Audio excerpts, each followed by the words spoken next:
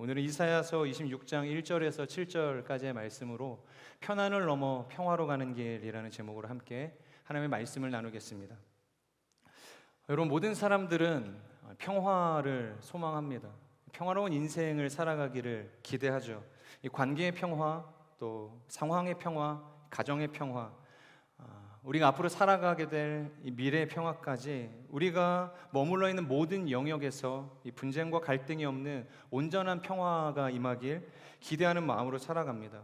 그런데 이 국제정치 분쟁과 이 시위 기록 프로젝트인 이 ACLED의 조사에 따르면 올 2월까지 세계에서 분쟁으로 죽은 이 사람의 수가 무려 16,561명에 달한다고 합니다. 올해가 시작된 지 2달밖에 안 됐을 때 2월에 조사했었던 수치니까 굉장히 많은 사람들이 이 분쟁으로 죽게 된 것이죠.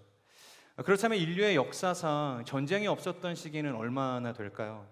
20세기를 대표하는 이 문명사학자이자 이 철학자인 윌 듀런트는 본인의 저서 이 역사의 교훈에서 역사가 기록된 이래 그 모든 것을 시간의 총합으로 계산할 경우 약 7.8%만이 이 전쟁이 없었던 평화로운 시기였다라고 추측하고 있습니다. 또한 미래학자인 엘빈 토플러도 1945년부터 1990년까지 2340주 동안 이 지구촌에서 전쟁이 없었던 시기는 단 3주일 뿐이라고 이야기하고 있는 것이죠. 여러분, 이것이 비단 나라와 나라 간의 전쟁뿐만이겠어요? 끊임없이 고도 성장하는 이 세계사 속에서 이념과의 전쟁은 멈추지 않고 있고요. 이 성공을 위해서라면 누구라도 밟고 일어서는 것이 너무나도 당연한 이 세상적 원리가 되어졌죠. 심지어 돈을 위해서라면 자신을 낳아주신 부모도 가족도 밟고 일어서기를 주저하지 않는 세상 속에서 우리는 살아가고 있습니다. 이처럼 우리의 삶은 끊임없는 전쟁과 반목, 분쟁과 다툼이라는 이 거대한 리스크를 껴안고 살아갈 수밖에 없는 세상적 구조 가운데 노출되어 있다는 것이죠. 과연 이런 세상 속에서 우리는 그토록 우리가 꿈꾸는 이 평화로운 세상, 이 샬롬이 임하는 세상을 기대할 수 있을까요? 서두에서 언급한 것처럼 관계와 이 상황과 이 가정과 이 미래의 모든 영역에서의 평화를 일군다는 것이 가능한 것일까? 고민해보게 되는 것이죠. 그런데 여러분, 성경은 우리에게 있어서 이 평화라는 개념을 전혀 다른 각도로 이야기하고 있다는 것입니다. 이 성경에서 평화는 히브리어로 샬롬이라고 이야기하고 있죠. 히브리 사상에서의 이 샬롬이라는 것은 이 소극적 개념을 의미하는 것이 아니라 이 적극적인 개념, 이 적극적인 표현을 지향할 때 사용되어집니다. 즉, 평화는 아무 문제가 없는 이 평화로운 상태를 이야기하는 것이 아니라 이 평화란 이 고통과 역경과 이 고난과 전쟁의 순간 속에서도 사라지지 않고 넉넉히 유지되어지는 평안을 이야기하는 것이에요. 전쟁이 없는 평화가 아니라 오히려 전쟁을 넘어선 적극적인 의미에서의 샬롬을 이야기한다는 것이죠. 그런데 우리가 평화를 생각할 때 얼마나 많은 사람들이 이 평화를 이 편안한 것으로 생각할 때가 많이 있는지 모르겠습니다. 하지만 편안과 이 평화는 명백히 다른 개념입니다. 이 편안은 환경이 주지만 평화는 하나님께서 주시는 것이죠. 편안은 환경이 무너지면 무너지지만 이 평화란 하나님이 존재하시는 한, 그리고 내가 하나님을 향한 나의 믿음을 거두지 않는 한 결코 사라지거나 무너지지 않는다는 것입니다. 오늘 본문의 말씀은 바로 이러한 하늘의 평화에 대해서 이야기하고 있습니다. 사랑하는 여러분, 우리가 이 청년의 시간을 살아갈 때 반드시 마음에 품어야 할 한 가지가 있다면 그것은 바로 하나님께서 주시는 그 하늘의 평화가 아닌가 생각이 되어집니다. 그 어떤 것에도 요동하지 않을 수 있는 평화, 그 어떤 고난과 역경도 우리가 능히 감당할 수 있는 평화. 저는 오늘의 말씀을 통해서 그 청년의 시절 우리가 하늘의 평화를 어떻게 소유할 수 있을 것인가에 대한 영적인 세 가지 원리를 함께 살펴보길 원합니다. 첫 번째 나누길 원하는 것은 하나님을 발견하는 시야입니다. 우리 1절의 말씀을 다 함께 읽도록 하겠습니다. 시작. 튼튼하다. 하나님께서 성벽과 방벽을 겹겹이 세우셔서 우리를 구원하셨다. 말씀은 그날이 오게 되면 구원받은 백성들은 이렇게 노래를 할 것이다 라고 이야기하고 있죠. 우리의 성읍은 튼튼하다. 하나님께서 성벽과 방벽을 겹겹이 세우셔서 우리를 구원하셨다.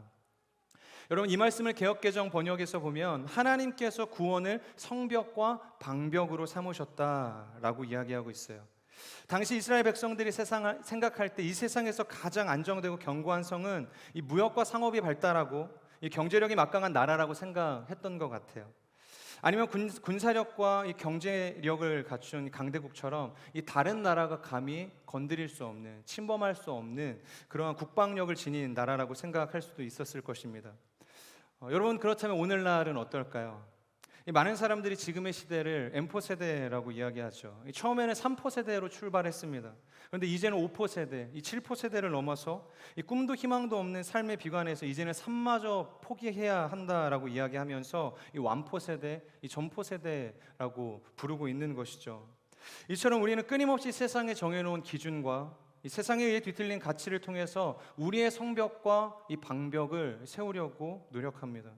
하지만 하나님께서는 그것으로는 결코 우리의 인생의 화평, 우리가 원하는 그 안전을 보장할 수 없다고 이야기하고 있는 것이죠. 열왕기하 6장 17절의 말씀을 보면 하나님에 의해 증명된 가치에 대해서 매우 자세하게 설명하고 있습니다. 이 엘리사 때 아람 왕은 아무리 이스라엘을 공격하려고 해도 이스라엘 왕이 늘 대비가 돼 있고 그것을 잘 대처하는 바람에 번번이 그 이스라엘을 정복하는 것을 실패하게 되어지죠. 그런데 알고 보았더니 이 엘리사의 영성이 매우 뛰어났던 거예요. 이 아람 왕의 침실에서 하는 소리까지 이 엘리사의 영성이 얼마나 뛰어났는지 그것을 알 수 있었다는 거예요. 그러니까 멀리 떨어져 있어서 아무리 작전 계획을 짜도 이 엘리사가 기도하고 그것을 하나님 앞에 구하면 그것을 알 수 있는 이 영성을 가진 엘리사가 존재했기 때문에 그들은 이 이스라엘을 넘볼 수 없었다는 것이죠. 그래서 아람 왕은 밤에 군대를 보내게 됩니다. 이 엘리사가 있는 도단성을 먼저 쳐야겠다는 생각이 든 거예요. 이 엘리사를 죽이면 이 이스라엘을 정복할 수 있을 거라고 생각했던 것이죠. 당시에는 이 성의 건축 특성상 이 포위를 당하면 굶어 죽거나 항복하거나 아니면 칼에 찔려 죽을 수밖에 없었죠. 그런데 아침에 사환이 이 성 밖을 보니 이 성이 완전히 이 아람의 군대로 둘러싸여 있게 된 것이죠. 이때 사환이 잔뜩 겁에 질려서 엘리사에게 찾아갑니다. 그리고 이야기하죠. 우리가 완전히 포위되었습니다. 여러분, 이 말은 그냥 우리는 완전히 죽게 되었습니다 라는 것을 그냥 우회적으로 돌려서 자신의 주인에게 이야기하고 있을 뿐인 거예요. 그러니까 성이 포위되었다, 그것은 우리가 이제 죽게 되었다, 도망갈 구석이 없다라는 것을 이야기하고 있는 것이죠. 그런데 그때 이 엘리사가 이 사환의 이야기를 듣고 어떤 행동을 취하는가? 하나님 앞에 기도하기 시작합니다. 엘리사는 하나님께 자신의 종, 그리고 그 사환의 종, 그의 닫혀진 눈이 열리기를 위해서 간절히 기도하기 시작해요. 결국 하나님께서는 이 엘리사의 기도를 들으시고 그 사환의 눈을 열어주시게 됩니다. 그리고 사환이 무엇을 보는가? 우리 열왕기하 6장 17절의 말씀을 함께 읽겠습니다. 시작. 그리고 엘리사가 기도했습니다. 여호와여, 그의 눈을 열어 보게 하소서. 그러자 여호와께서 그 청년의 눈을 여셨습니다. 그가 보니 불말과 불전차가 산에 가득했는데 그 불말과 불전차들이 엘리사를 둘러싸고 있는 것이었습니다. 그는 하나님의 천사들이 불말과 불병거로 이 도단성을 완전히 에워싸고 지키고 있는 장면을 보게 되었어요. 역으로 기세등등했던 이 아람의 군대는 눈이 먼 채 패잔병이 되어서 자신의 고국으로 돌아갈 수밖에 없다. 성경은 이어서 기록하고 있습니다. 여러분, 엘리사와 이 사환 두 사람이 대치하고 있었던 상황, 그들이 보았던 상황은 동일했습니다. 하지만 이 엘리사와 이 사환이 품고 있었던 그 마음의 태도는 완전히 달랐다는 것을 알 수 있죠. 엘리사의 시선은 하나님을 향해서 있었지만 이 사환의 시선은 자신의 성을 둘러싼 이 대적자들의 위세 앞에 압도되어서 하나님을 보지 못하고 두려워했다는 것이죠. 사랑하는 청년 여러분, 여러분 인생의 파도 앞에서 하나님을 향해 시선을 두는 엘리사입니까? 아니면 언제 배가 뒤집혀질까 전전긍긍하며 두려움에 살아가는 이 사환입니까? 하영주 목사님께서 생전에 이런 이야기를 하셨어요. 2009년 영성과 리더십에서 이런 말씀을 해주셨는데요. 나의 인생에서 정말로 수없이 많은 파도를 만났다. 인생의 파도를 만났다는 것이죠. 관계의 파도, 건강의 파도, 대적의 파도, 때로는 정말로 극복할 수 없겠다라고 생각했던 이 높은 파도를 만나는 경우도 있었다는 것이죠. 그런데 단 한 번도 자신이 타고 있던 인생의 배는 뒤집혀지지 않았다. 하나님께서 그렇게 내버려 두지 않으셨다라고 고백하셨어요. 때로는 인생의 파도에 휩쓸려 실패할지도 모르죠. 하지만 실패를 두려워하지 마십시오. 하나님께서 우리를 일으켜 세우실 것이기 때문이에요. 때로는 인생의 파도에 짓눌려 두려움이 찾아올 수도 있습니다. 하지만 낙심하지 마세요. 하나님께서 우리의 마음 가운데, 하나님을 신뢰하는 자들 가운데 평안을 부어주실 것입니다. 만약 지금 이곳에 그 세상의 환경과 보이지 않는 그 조건 가운데 두려움으로 하루하루를 소비하고 있는 청년들이 있다면 하나님을 향해서 시선을 들 수 있는 온전한 은혜가 있기를 주님의 이름으로 축복합니다. 그리고 엘리사와 같이 그 하나님 앞에 간절히 기도할 수 있는 은혜가 있기를 축복합니다. 주님, 나의 눈을 열어서 하나님의 일하심을 보게 하여 주시옵소서. 우리가 하나님 앞에 겸손하게 마음을 내려놓고 기도하기 시작할 때 이전에는 보이지 않았던 하나님의 그 세계가 보이게 되어지는 놀라운 역사가 있게 될 줄 주님의 이름으로 축복합니다. 두 번째, 여러분들과 함께 나누고 싶은 이 하늘의 평화를 우리는 어떻게 얻을 수 있는가? 이 마음을 가꾸라입니다. 우리 3절과 4절의 말씀을 함께 읽도록 하겠습니다. 시작. 의지하는 사람들에게 주께서 평화를 넘치도록 부어 주십시오. 그가 주님을 신뢰하기 때문입니다. 영원히 여호와를 신뢰하라. 여호와 그분만이 영원한 바위시기 때문이다. 하나님의 백성이 견고한 성읍을 차지하기 위해서는 한결같은 마음으로 주를 의지해야 한다라고 이야기하고 있죠. 이 3절 말씀에서 이 한결같다라는 말은 이 신실하다라는 의미로 해석할 수 있습니다. 시간이 흘러도 변함이 없는, 시간에 의해서 증명이 되었다는 것이죠. 그리고 4절에서는 그 신실함으로 영원히 여호와를 신뢰하는 삶을 살아가라, 그렇게 명령하고 있습니다. 세월이 흐르고 환경이 변해도 변함없이 그 하나님을 신뢰하는 믿음을 지키며 살아가야 한다라는 것이죠. 여러분, 일부 보고에 따르면 전 세계적으로 매년 수백 명씩 이 명문대에 재학 중인 학생들이 이 자살을 선택한다고 이야기합니다. 여러분, 왜 그 명문대를 다니고 있는 학생들이 자살을 선택할까? 힘들어서일까요? 그 학업량이 너무 빡세서 그럴까요? 물론 그 명문대를 다니기 위해서는 들어가는 것도 힘들지만 그것을 수료하기 위해서는 정말로 많은 공부를 해야겠죠. 어려울 수 있을지 모르겠습니다. 하지만 졸업하고 사회적으로 성공한 지위를 가진 사람들도 논외는 아니라는 거예요.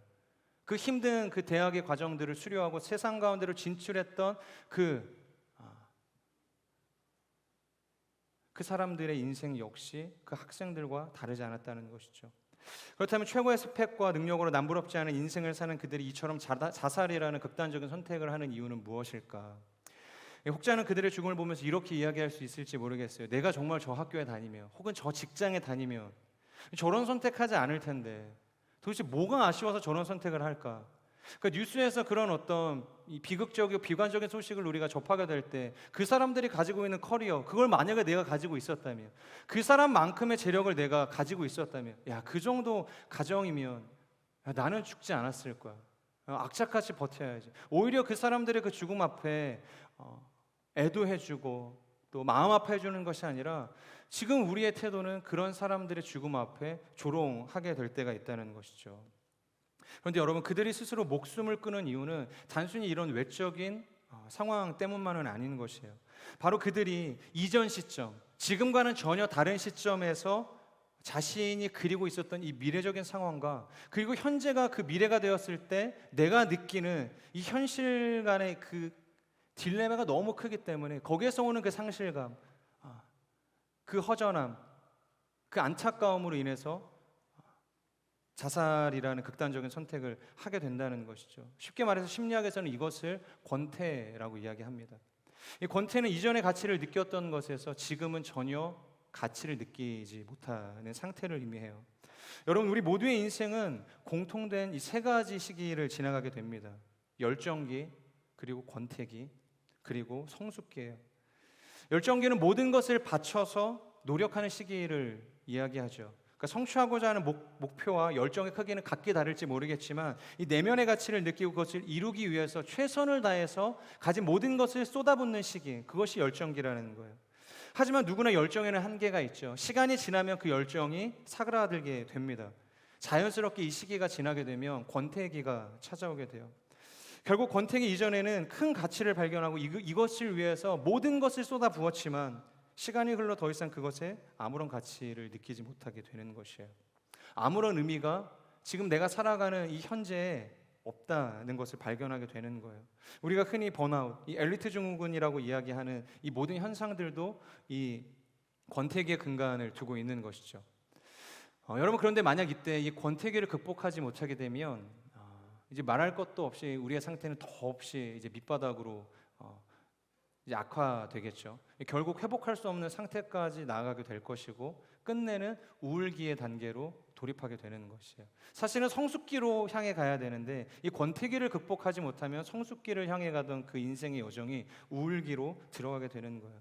그리고 그 시간이 그저 방치 상태, 아무런 극복과 노력과 이 성숙기로 향하는 그 여정에 동참하지 않는다면 결국에는 이 우울증에 걸려서 심지어는 이제 극단적인 선택까지 그 아까 나왔던 뉴스의 사람들처럼 하게 된다는 것이에요. 하지만 여러분, 우리가 이 힘든 권태의 시기를 인내할 수만 있다면, 이 우울기를 극복할 수만 있다면 우리에게는 그 이후에 완전히 다른 세계가 열리게 되는 것이죠. 그것은 바로 성숙기의 시간입니다. 이 마치 노예가 스스로의 몸에 고치를 두르고 인내하는 과정을 통해서 이 나비가 되는 영광을 누리게 되는 것처럼 이 권태를 통과한 사람은 이 성숙기의 시간을 통해서 이전에는 누리지 못했던 새로운 삶의 자신의 모습을 발견할 수 있게 된다는 것이죠. 성경 속에도 이러한 권태의 시간을 인내하며 성숙하는 성숙의 시기를 보냈던 하나님의 사람이 있었습니다. 누가복음 2장 36절에서 38절의 말씀인데 우리 함께 읽겠습니다. 시작.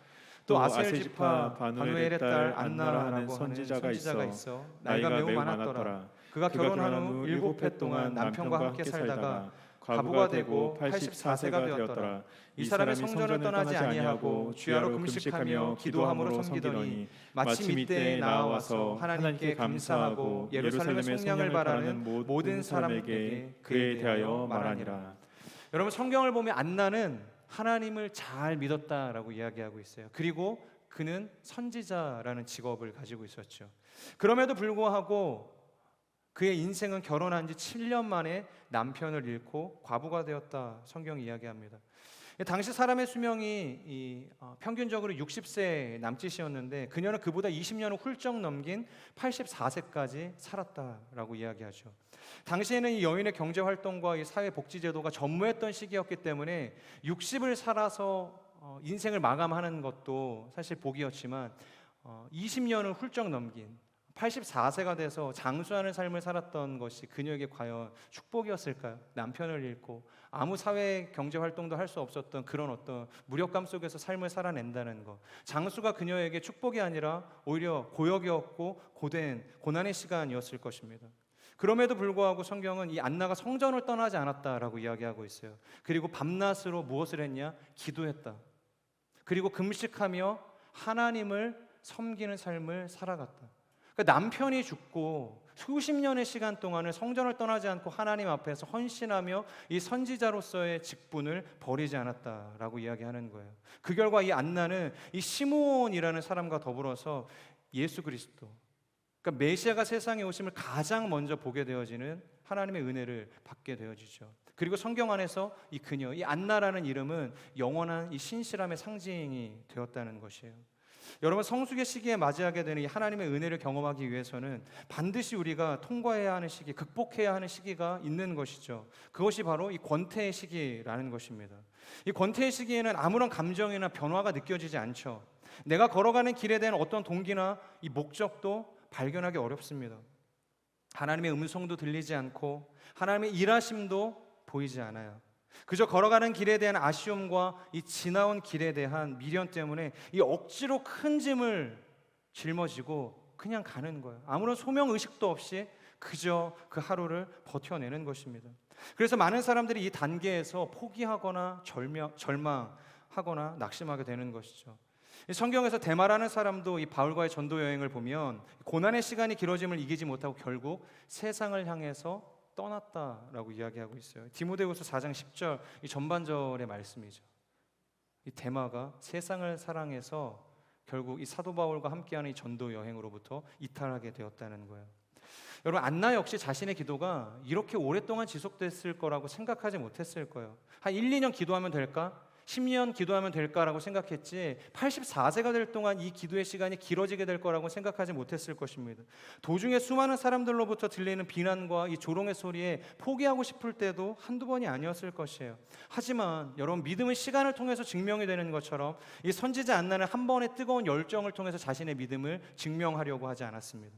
이 믿음을 한순간의 열매로 증명하는 것이 아니라 비록 겨자씨만한 믿음이지만 하루 이틀 그것을 인내하며 한결같이 살아내는 것, 신실하게 살아내는 것이 훨씬 더 중요하기 때문이에요. 사랑하는 여러분, 하나님이 요구하시는 견고한 믿음은 시간을 통해서 증명됩니다. 시간은 우리의 믿음의 순도를 드러낼 것이에요. 그 순도 높은 믿음, 정금과 같은 믿음이 되기 위해서는 반드시 이 뜨거운 용광로를 거쳐갈 수밖에 없는 거예요. 그 용광로의 시간을 통해서 우리의 인생이 재련되어지는 과정을 반복해야 한다는 것이죠. 비록 그 모든 시간들이 우리의 삶을 무의미하게 만들지도 모르겠습니다. 내가 선택했던 이 길들에 대한 회의감으로 다가올지도 모르겠어요. 실제로 그것이 권태의 시간이 맞을지도 모르겠습니다. 하지만 여러분, 포기하지 않고 한결같은 믿음, 신실한 하나님을 향한 그 소망을 거두지 않고 그 길을 포기하지 않을 때 주님께서 하늘로부터 임하는 그 평화를 우리의 인생 가운데, 그 모든 결단의 고백 가운데 부어주실 줄 믿습니다. 이 마지막 여러분들과 나누고 싶은 이 평안을 위한 이 세 번째 포인트는 정직을 저울질하라입니다. 우리 5절에서 6절까지의 말씀을 함께 읽도록 하겠습니다. 시작. 그분은 거만한 사람들을 낮추시고 높은 성읍을 낮추셨다. 그 성읍을 땅에서 낮추시는데 땅바닥에 내동댕이 치셔서 전에 짓밟혔던 사람들이 그 성읍을 밟고 다닌다. 약하고 가난한 사람들이 발바닥으로 밟고 다닌다. 바르게 사는 사람의 길은 곧게 뻗어 있습니다. 주께서 바르게 사는 사람의 길을 평탄하게 하십니다. 오늘의 말씀은 구원의 성의 영광에 대해서 이야기하고 있다가 세상 높은 성들의 추락에 대해서 이야기하고 있죠. 특히 거만한 사람들과 그들의 높은 성읍이 모두 땅바닥에 내동댕이 쳐지면서 오히려 약한 사람들, 가난한 사람들에게 짓밟히게 될 것이라고 이야기하고 있어요. 이스라엘을 연구한 신학자 이 존 오스왈트에 따르면 이 거만한 사람들을 낮추시고 이 높은 성읍을 낮추셨다는 것은 하나님의 견고한 성을 믿지 않고 이 세상적으로 성공하게 급급했던 이 사람들을 의미한다고 합니다. 당시에는 다양한 민족들이 이 상업로와 이 촌락을 지배하기 위해서 이 요새화된 도시들을 건설했고 이 땅에 대한 자신들의 권리를 주장했습니다. 그러니까 영토를 넓히는 것이 그들의 인생의 목적이었고 부와 명예가 자신의 존재 가치를 증명하는 유일한 수단이 되었죠. 그들은 하나님의 진리 대신 세상의 원리대로 자신의 삶을 내어 맡겼고 나라를 운영하게 되었습니다. 평생을 그렇게 자신의 인생을 쌓아왔던 사람들이었어요. 그런데 그렇게 강력한 힘과 이 철의 요새를 가지고 있던 나라들이 종국에는 어떻게 된다고 이야기하고 있는가? 6절을 보면 전에 자신들이 짓밟았던 그 사람들에 의해서 그들의 성이, 그들의 삶이 짓밟히게 될 것이다 라고 이야기하고 있어요. 이전에 자신들이 부와 명예를 추구하고 있을 때 강력한 성을 쌓았던 시절에 그러니까 패배자라고 생각했고 상종하지 않았던 그 사람들, 눈길조차 주지 않았던 그 사람들에 의해서 부끄러움을 당하게 될 것이다 라고 이야기하는 것이죠. 그런데 여러분, 이 7절에서 나오는 이 약하게 살아온 사람들은 단순히 그들이 사회적 약자였기 때문에 보호를 받는 개념이 아니었어요. 또한 이들이 악인에게 억울하게 짓밟혔기 때문에 하나님께서 역전의 카운터 펀치를 그들에게 선물로 주신 것이 아니었습니다. 그들은 비록 약했지만 바르게 살아왔던 사람들이었어요. 내가 세상에서는 비록 약자가 되어 다른 사람들에게 짓밟힐지라도 나는 하나님의 바른 길을 걸어가겠다고 다짐하고 그 길을 평생 살아왔던 사람들이라는 거예요. 여러분, 바른 길을 산다는 것은 다른 말로 정직입니다. 이 정직은 두 마음을 품는 것이 아니에요. 그러니까 내 마음에 다른 우상을 세우고 하나님을 예배한다고 스스로를 속이는 것이 아닙니다. 내가 원하는 야망을 쫓아가면서 그것을 소망으로 포장하지 않는다는 거예요. 그런데 여러분, 세상에 얼마나 많은 사람들이 하나님을 자신의 야망을 이루는 도구로 사용하고 있습니까? 우리가 지금 이곳 예배당에서 예배를 드리고 있지만 이것이 하나님을 위한 예배가 아닐 수도 있습니다. 스스로의 어떤 종교적 만족을 위해서 이 자리에 있는 분들도 계실지 모르겠어요. 하나님께서는 이것을 정직하지 못하다라고 이야기하고 계시는 거예요. 그렇기 때문에 두 마음을 품고 하나님을 섬기고 있다고 착각하는 사람들은 반드시 선택해야 할 것이에요. 세상인가? 아니면 하나님인가? 세상의 불의와 거짓을 따라 살아갈 것인가, 아니면 정직하게 하나님의 길을 걸어갈 것인가? 여러분, 정직한 길, 이 바른 길을 살아가기 위해서는 이 세상에서 많은 손해를 감수할 수밖에 없어요. 아주 사소한 문제조차도 이 하나님의 정직을 실현하기 위해서는 우리가 큰 것으로 포기하게 될 때가 있다는 거예요. 제가 지난주에 이 바이블 아카데미를 하면서 한 형제님과 나눔을 하는 시간이 있었어요. 자연스럽게 나누다가 그 형제의 근황에 대해서 듣게 되었습니다. 보통 이게 이야기를 하다 보면 이 말투나 어떤 그 제스처를 통해서 대충 이분이 무슨 일을 하겠구나라는 생각이 들잖아요. 근데 말을 하는 이 과정 속에서 뭐 이렇게 말 주변이 그렇게 좋으셨던 것도 아니고, 뭔가 이렇게 제가 이렇게 딱 명확하게 이분은 뭘 할 것 같다라고 이제 생각하기가 좀 애매했어요. 그런데 이야기하면서 제가 원래는요 변호사였습니다, 그렇게 이야기하시는 거예요. 변호사는 말을 못해도 변호사가 될 수 있구나. 네, 그런 생각을 했는데 원래는 변호사였다는 거예요. 지금도 변호사가 아니라 지금은 이직 준비를 하고 계신다고 말씀을 하시면서 왜 이직 준비를 하세요? 뭐 어떤 직종으로 지금 전환을 하시려고 하시나요? 뭐 계기가 있었나요? 이제 그런 이야기를 하는데, 본인이 변호사로 이제 섬기고 있었던 이 영역이 어디였냐면 이제 코인 사업을 하고 있는 그 기업에 이제 법무법인을 맡아서 이제 진행해 주는 곳이었나 봐요. 모든 곳이 다 그렇지는 않겠지만 자신이 머물고 있었던 그 코인 회사는 이 불법적인 것들을 합법적으로 눈 감아줘야 하는 부분들이 굉장히 많으셨대요. 그래서 이 변호사에게 불법이 합법이 될 수 있는 이 경영의 묘, 이 변호의 묘를 계속해서 요구를 했다는 것이죠. 그런 어떤 그 회사의 요구에 본인이 어떻게 반응을 해야 할지에 대해서 고민하기 시작하셨다는 거죠. 내가 이 이야기를 듣고서 나의 커리어를 이제 쌓아가면 그만큼 많은 이 상여금을 받을 수 있는데, 그리고 자신의 커리어를 쌓아갈 수 있는데, 아무리 자신이 생각을 할 때에도, 그리고 이 변호사라는 이 직업 자체도 하나님께서 주신 그 소명을 기반으로 자신이 선택했고 평생을 준비했고 지금 이곳에 살아가고 있는 것인데, 이 불법을 내가 눈 감아주는 것, 이 불법을 합법으로 만들어줘서 이 기업의 이익을 추구해주는 것이 맞는가라는 고민을 하게 됐다는 거예요. 그리고 기도하면서 결정을 했다는 것이죠. 첫 회사셨대요. 여러분, 첫 회사에 들어갔는데 그런 말 같지도 않은 이유로 회사를 그만두겠다고 하면 어떤 회사에서 그 사람을 뽑아주시겠어요? 제가 회사의 오너라면 안 뽑을 것 같아요. 그런 모든 리스크를 감수하고서라도 그분은 결정할 수밖에 없었다는 것이죠. 내가 하나님 앞에서 정직하지 못한 이 변호사로서의 삶을 살아가는 것은 큰 의미가 없겠다. 그 많은 돈이 나에게 주어질지라도 하나님 앞에서 정직을 실현하는 것, 그리스도인의 정체성을 가지고 내가 이 세상 가운데 소금과 빛으로 살아가는 것이 훨씬 더 중요하다라고 이야기하면서 그만두시는 거예요. 보통 우리가 이직 준비할 때 그래도 더럽고 치사해도 일단 옮겨갈 직장이 결정이 되면 그제서야 회사에 이야기를 하잖아요. 근데 이분은 대책이 없어요. 그냥 그만두시고 나왔대요, 그 다음날. 그리고 지금 열심히 취업 준비를 위해서 있다고 이야기하세요. 그러면서 바이블 아카데미 신청하신 거예요. 그 일과 성공이라는 그 클래스에 들어오셔서 어떻게 하면 우리가 이 세상적 방식의 성공이 아니라 하나님께서 원하시는 기준에 부합하는 성공을 누릴 수 있는가. 그 이야기를 들으면서 굉장히 많이 부끄럽더라고요. 그 조별 모임에 제가 들어간 것은 그들의 멘토링을 해주기 위해서 사실 들어간 거거든요. 어떻게 하면 우리가 성경적으로 세상 가운데서 성공을 추구하며 살아갈 수 있을 것인가에 대한 어떤 답변을 제가 좀 유도해드리기 위해서 들어간 거예요. 그런데 오히려 제가 너무 많은 것을 배우고 왔습니다. 나만 정직하지 않고 그 안에 와 계신 모든 분들은 이미 다 너무 정직해요.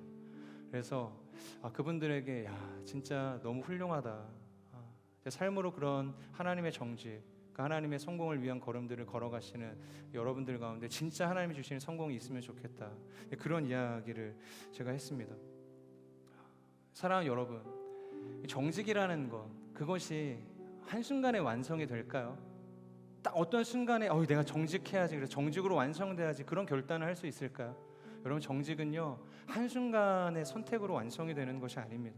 순간순간 찾아오는 이 세상의 유혹 앞에서 조금씩 나의 믿음을 드러내는 것, 순도 높은 나의 믿음을 하나님 앞에 올려드리는 것, 그래서 타협하지 않고 그 불의를 향해 하나님의 정직을 드러내는 것, 여러분 그것이 쌓여서 더 큰 불의 앞에서 우리가 정직한 하나님의 사람으로서의 선택을 할 수 있게 되는 것입니다. 여러분 정직을 행하다 눈물을 흘려본 경험이 있으세요? 하나님께서 이 모든 것을 갚아주실 때가 반드시 올 것입니다. 오늘의 본문의 말씀처럼 하나님께서 우리의 대적자들 앞에서 우리를 존귀케 해주실 그날이 올 것입니다. 그렇기 때문에 우리는 짓밟힌 상처와 아픔에 눈물을 흘리는 자가 아니라 도리어 하나님의 이름 때문에 자발적으로 짓밟힐 각오를 할 성도가 될 수 있어야 하는 것이에요. 그러기 위해서 여러분 세상의 불의 앞에서 정직하십시오.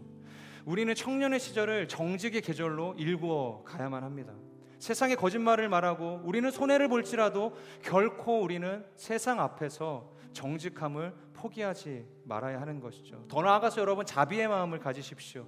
자신의 성을 쌓기 위해서 주변의 모든 사람을 짓밟고 올라가야 할 대상으로 보는 이 세상 앞에서, 그 대적자들 앞에서 여러분 그들을 향해서 자비의 마음을 거두지 마시고 자비의 마음을 가지고 그들에게도 하나님의 동일한 은혜가 흘러갈 수 있기를 위해서, 그들도 하나님 안에서 정직으로 그들의 삶을 일궈갈 수 있기를 위해서 여러분 기도하십시오. 그들을 하나님께로 인도하시는 평안의 통로가 되시기를 축복합니다.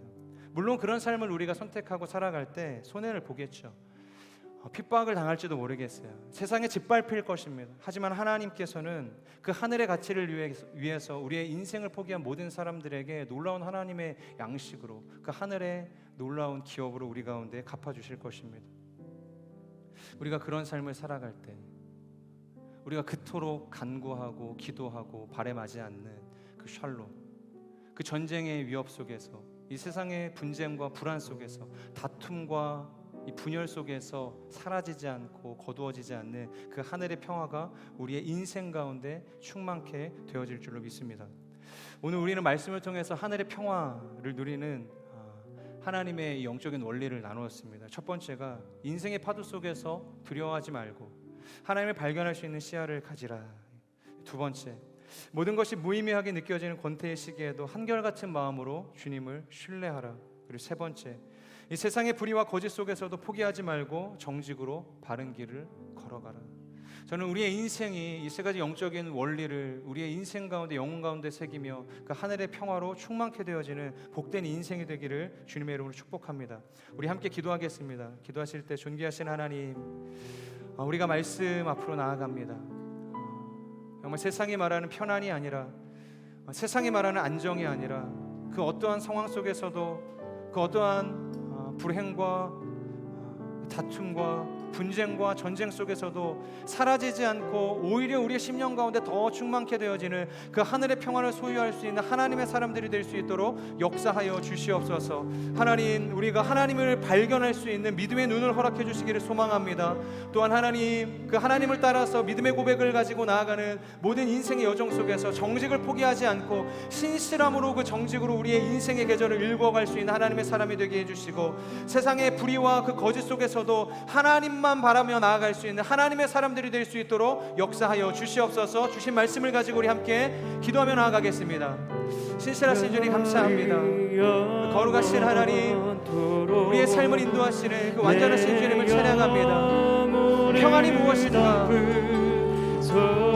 하나님, 그 평안이란 그 세상에 말하는 그 조건과 그 상황의 억눌림으로 사라지고 소멸되어지는 평화가 아니라, 그 어떠한 상황 속에서도 순간 속에서도 흔들리지 않고 더 견고한 반석 가운데 세워지는 하늘의 평화임을 우리가 기억하게 하여 주시옵소서. 세상에 주는 편안이 아니라 하나님께서 주시는 그 하늘의 평화를 바라보며 오늘 주님께로 나아갈 수 있는 하나님의 사람들이 될 수 있도록 역사하여 주시옵소서. 이 불합리한 세상 속에서도 하늘 세상의 가치를 두지 않게 하여 주시고, 하늘의 시선을 열어서 그 하나님을 바라보며 나아갈 수 있는 하나님께 눈뜬 시야를 가진 복된 인생이 될 수 있도록 역사하여 주시옵소서. 또한 하나님께서 허락하시는 모든 인생의 여정, 하나님 우리가 신실함으로 한결같은 믿음을 가지고 그 길을 걸어 나아갈 수 있도록 하나님 역사하여 주시옵소서. 하나님 그 모든 시간 속에서 하나님 우리가 포기하지 아니하고 타협하지 않고 정직으로 우리의 인생을 하나님 사명하며 이끌어갈 수 있는 하나님의 사람들이 될 수 있도록 역사하여 주시옵소서. 그 주님을 바라보며 그 거룩하신 주님께로 나아가는 하나님의 사람들, 복된 인생이 될 수 있도록 역사하여 주시옵소서. 존귀하신 주님 감사합니다. 귀한 하나님의 부르심 앞에 선 하나님의 사람들 축복합니다. 하나님, 우리가 세상이 말하는 그 편안, 그 안정을 위해서 우리의 삶을 낭비하지 않을 수 있도록 하나님 우리를 인도하여 주시옵소서. 정말로 그 어떠한 상황 속에서도 요동하지 않고 무너지지 않고 오히려 우리의 내면 가운데 더 충만케 되어지는 하늘로부터 내려오는 그 평화를 우리로 하여금 소유하는 인생이 될 수 있도록 역사하여 주시옵소서. 닫혀진 우리의 눈을 여셔서 그 엘리사와 같이 하나님의 불말과 불병거를 보고 하나님의 군대를 바라보며 믿음의 결단과 고백을 가지고 나아갈 수 있는 하나님의 사람들이 되게 하여 주시고, 하나님 그 모든 인생의 고백마다, 믿음의 고백과 결단의 고백마다 하나님 흔들리거나 포기하지 않고 한결같은 믿음을 가지고 그 인생의 여정을 통과할 수 있는, 권태기를 극복하고 성숙기의 놀라운 영광을 맞이할 수 있는 하나님의 사람들이 되게 하여 주시옵소서. 그리고 이 세상의 가치와 세상의 불의 가운데 우리가 타협하지 않고 하나님께서 주시는 그 정직을 우리의 인생 가운데 포기하지 않고 하나님 우리의 인생에 하나님 쏟아낼 수 있는 하나님의 사람들이 될 수 있도록 역사하여 주시옵소서. 그래서 세상에 줄 수 없는 하나님께서 주시는 그 평화, 그 영원한 샬롬을 소유하는 복된 인생이 될 수 있도록 역사하여 주시옵소서. 이렇게 오늘도 우리와 함께 하실 신실하신 주님 찬양합니다. 사랑하는 예수 그리스도의 이름으로 감사하며 기도합니다. 아멘.